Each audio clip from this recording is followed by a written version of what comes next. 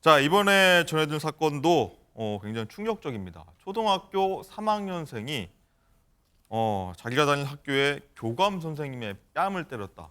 이런 내용입니다. 자, 충격적인데 함께 영상으로 보시죠.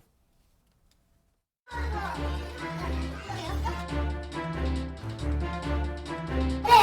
때렸다. 니는 그래 감옥이나 가라.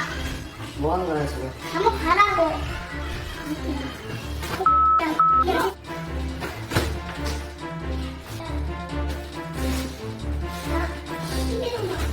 야, 그만 좀 야, 만만해.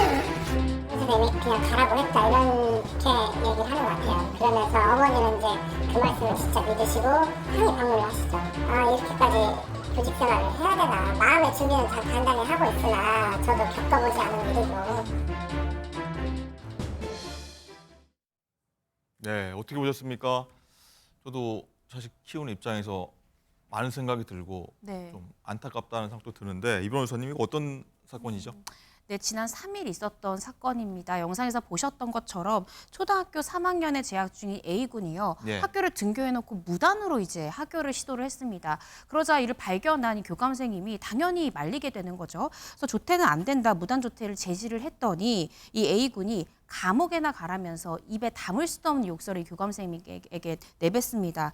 뿐만 아니라 뺨을 수차례 때리기도 했고요. 감옥에나 가라라면서 침을 뱉기도 하고 팔을 물기까지 했습니다.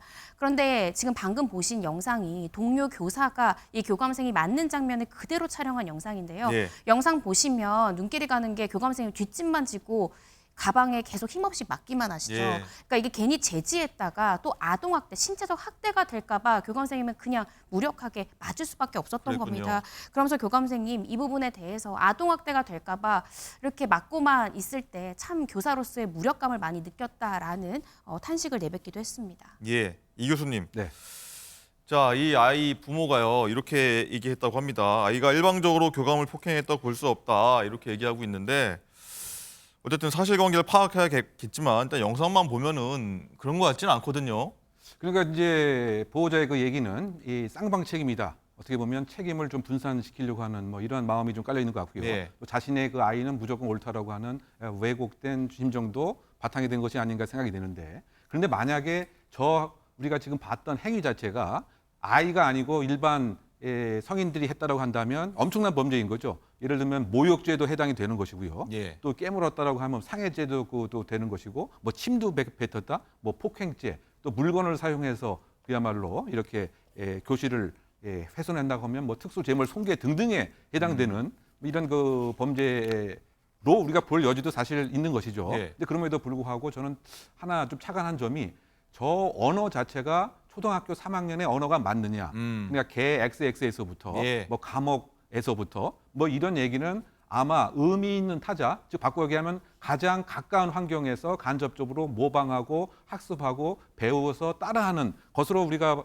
볼 수밖에 없는 거 아닙니까? 뭐 그런 그 측면에서는 사실상 주변에 있는 가장 가까운 그 보호자 상당 부분 책임을 질 수밖에 없는 뭐 그런 상황이 아닌가 저는 해석이 되는데, 예. 어쨌든 기본적인 지금 생각은 자신은 또 아이는 학교에 의해서 부당 대우를 늘 받아오고 뭐 이런 점에 있어서 불만을 토로한 한 장면이 아닌가 해석해 봅니다. 예.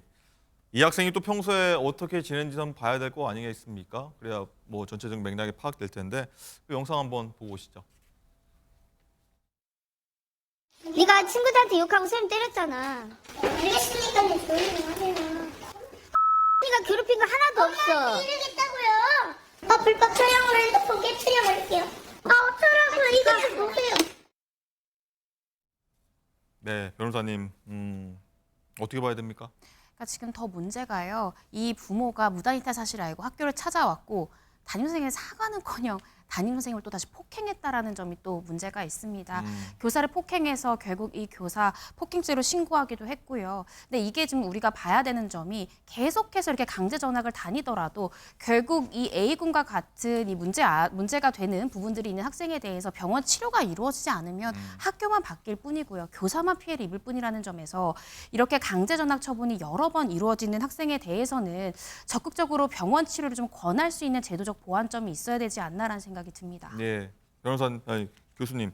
금쪽이 폭탄 돌리기 뭐 이런 표현도 나온다고 하는데 뭐 해결책 말씀해 주셨지만 또 어떤 의견이 있을 수 있을까요? 결국은 이제 이것이 그 제도적인 그 집중적인 케어가 그 필요하고요. 여기서 치료라고 하는 것은 결국 그 교육에 관한 것이 집중적으로 그 이루어질 필요가 있습니다. 옳고 그름에 대한 거, 그다음에 규범에 대한 의식 등에 대한 집중적인 교육, 그리고 주변 그부에 대한 교육도 함께 있어야 된다고 생각합니다.